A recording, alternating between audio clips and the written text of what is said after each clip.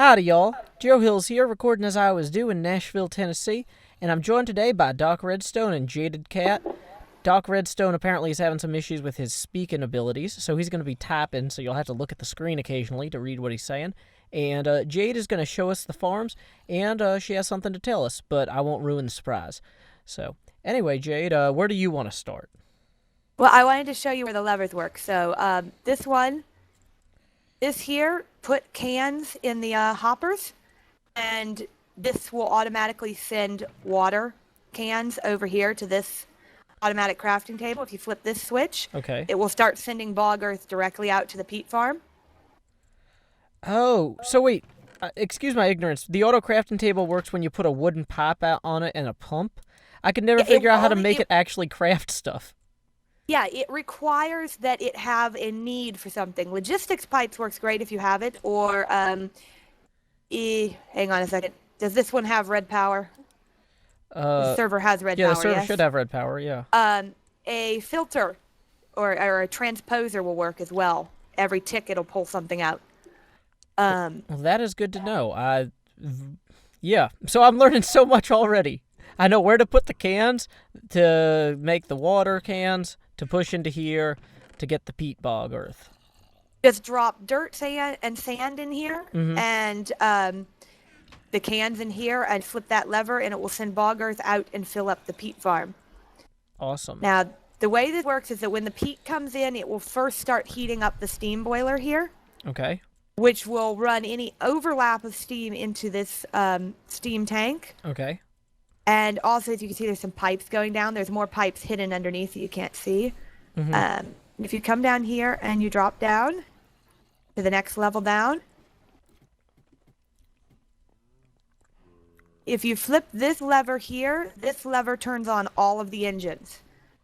It's connected behind. There's the lava engines, these three steam engines, and these are biogas engines, which all run off the biogas that gets made over here, or the biomass.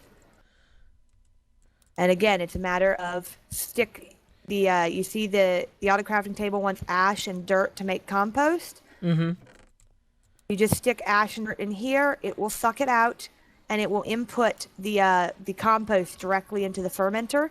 You put saplings in the fermenter, and it will, when powered, produce biomass, which will power up the other engines. Grand total is 67 megajoules.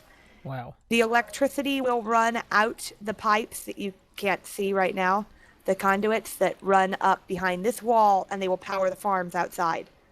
They will also power a couple other things. This is the charging station for energy. I don't have my wrench on me, but underneath here, there's one little conduit, and this will just keep a battery charged. I put excess batteries and excess stuff in this chest back here. Okay. These machines here go to those trapdoors upstairs. The sign that says ores will drop directly into the pulverizer, which you can either set to output to the chest if you don't want it to automatically smelt, like say if you're making glass. Or you can automatically put in the powered furnace. If you set this output here to being the left side, it will put to the powered furnace, which will immediately set it down the pipes and send it back up to the barrels for sorting. Okay. This powered furnace is great for making, say, rock wool, or I usually just drop my potatoes down the trapdoor up there, and the obsidian pipe sucks them in and makes baked potatoes, meat, whatever. Cool. That's the other trapdoor. This trapdoor is yet another powered furnace. I'm not sure how plant balls got in there because I didn't make any plant balls. Betting somebody stuck something in wrong. When there's a pipe here, which apparently the pipe got broken, this sends stone over here for auto crafting of stone bricks. Oh, and then this lever would, if you drop cobblestone down here, when there's a pipe here, I'll get a pipe and put it back. It will automatically make stone brick when this lever is swapped. This table makes bread automatically. Wheat from the farms comes straight in and makes bread. Sugarcane from the farms comes straight in and makes paper. Okay. And melons come in and automatically make large melons instead of the tiny ones. Which are for great for compact making storage. castles out of and whatnot. Well, and great for storage. That makes sense too. The next level down is is for some reason occasionally tricky to actually land on. Kind of have to aim. Oh, I missed it too. Yeah, I know. This is the parkour portion of the evening. There we go. This goes to the sewer system. And this is where the pipes automatically lead over to storage over there. But then the next level down has the mushrooms. If you feed them, more will grow, blah, blah, blah. Chickens and pigs. So, free meat. This room is blocked for a reason. Not only is it the mushroom farm, it also spawns mobs. Gotcha. Because mushroom farm requires it be dark. And this just works off, you put seeds in the moistener and wheat in the moistener and it becomes mycelium. And you have to put something that's burnable in those, and then it turned on and runs mushrooms. But we ended up with a shit ton of mushrooms and I don't think anybody's using them, so I turned it off. Okay. Works out well enough. So that's all that, tree and wheat farm. I should cover how those are working. Sure. This is a cart assembler for the various cart stuff if you need one. Wow, that GUI is too big for my 720p monitor. The auto GUI, which is probably what you have set on, makes it too big. You have to set it to large. Yeah, wow. Yeah, I really wanted a creeper to deal with. Die, creeper. He is dead. This is a sawmill. You just throw wood in the top, and as you can see, it outputs directly to this chest as planks, and this chest gets the sawdust, which can be converted into charcoal pretty easily. Great. So this one, right now, I do not have it set up to auto output stuff. I was going to do that, but didn't get around to it. The cart goes down here. And when it reaches either of these two cargo managers, it unloads everything, picks up fuel, and turns back around. And for some reason, this is not... Oh, probably it's full. The cargo manager's not full. Why aren't you turning around?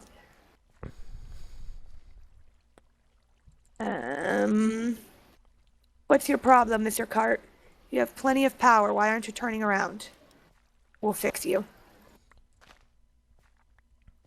Did somebody pick up the hull? Probably the chunk unloaded at some point, and that caused him to forget his job. Gotcha. Oh, I do not want to stand in front of that. That looks intimidating. No, he just goes along and he will chop down the wheat. He will replant the wheat, and then he will, when he hits the cargo distributor over here, cargo manager over here, he'll turn around and go back. Okay, cool. He'll pick up fuel and turn around and go back. They both run off the wood chopped down from the tree farm.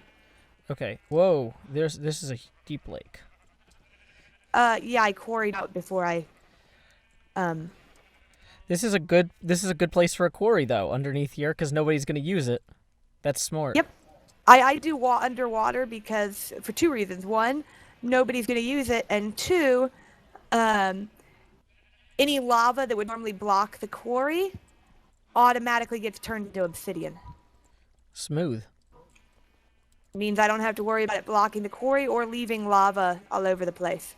So yeah, that's how this works. It outputs a lot.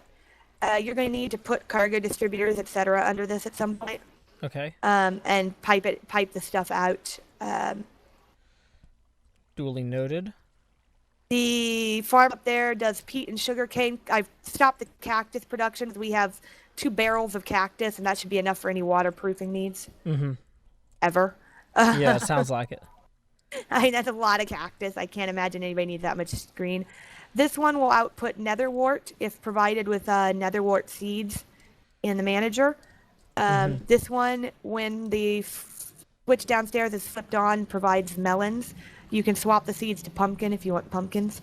Okay. And this one does carrots and potatoes, which I do currently have being piped out directly downstairs. which is Awesome. why the storage room downstairs is overflowing with potatoes. Feel free to eat them. Okay. And yeah, I think that covers everything. Are there any of the machines you need me to explain? Well, I've... Oh, the bees are over here. I've got most of the end of line bees bred up. Oh, really? So, Wow.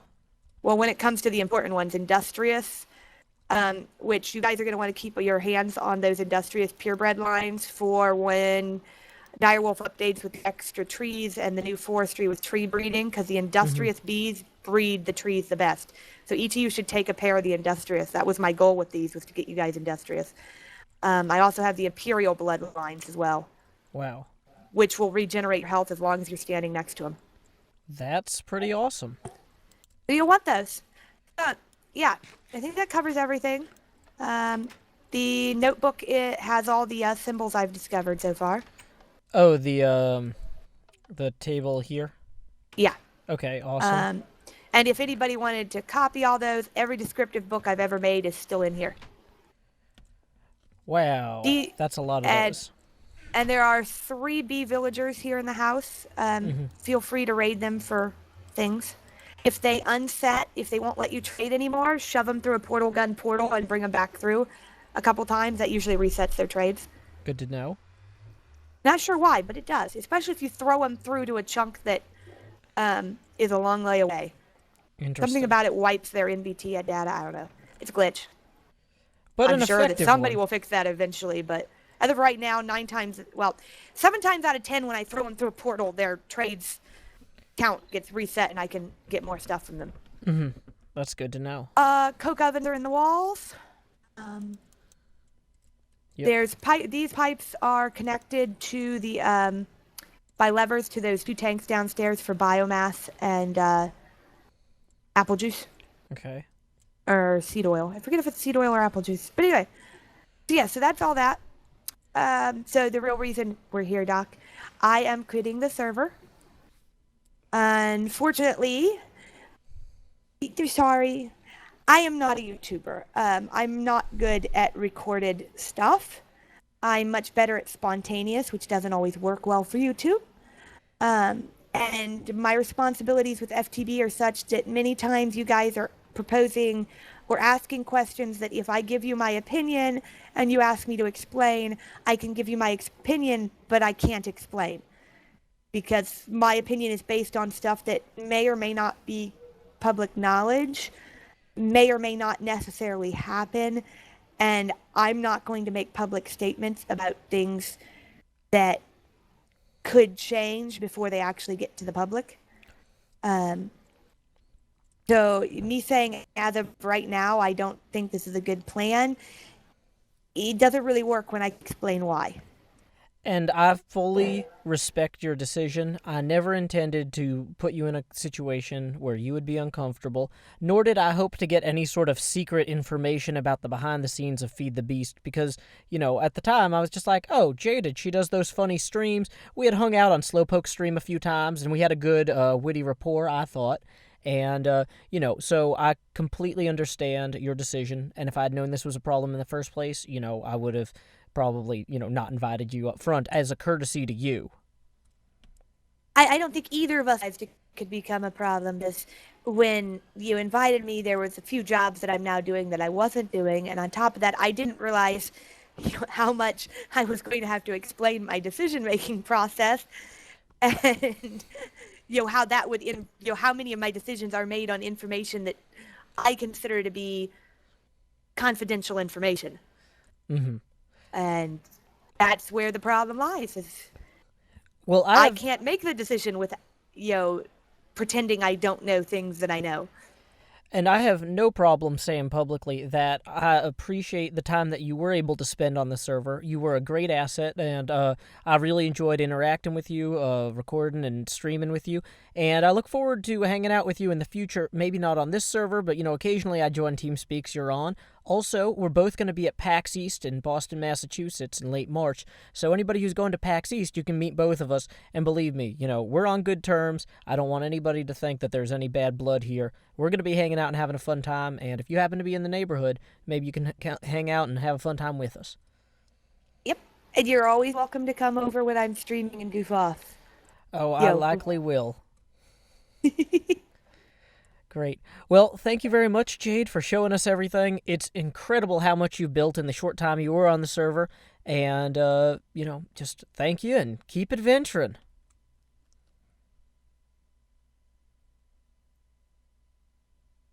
Is that the end of it? It can be. It is now. Goodbye, everybody. I guess, I should have said before we signed off, and I can edit this in at the end. Jade, did you have any other projects, though, that people can find your work at? I know you're still going to be streaming other things, and they can find you where? They can find me on Twitch. Jaded Cat is my channel. That's where I do the Jaded errors breaking mods with Forgecraft. That frequently happens. The whole, oh look, Jaded broke it again. That's where I do my single player streaming, derping around, seeing what I can break. Mm-hmm. And the wiki, which I can get. Have I not given you guys the wiki link? You have, but if you want to say it vocally so that all the people at home can know the official Feed the Beast wiki. Hey, was that Doc jumping in? Did Doc say something? All of a sudden I heard a male voice. Well, maybe not. Maybe there's a ghost in my headphones. Anyway, what's the wiki link? The current wiki link is there. Wiki.feedthebeast with little hyphens.com. Awesome. Well, and it's currently available in, I think we've got almost all the articles translated in 4 languages. When it's done and fully public, right now we will have 19 languages it will be translated into. Awesome. Well, thank you very much, Jade. Bye-bye. Bye, and thanks again. Bye, Doc. I'm still going to come over and annoy you on your stream.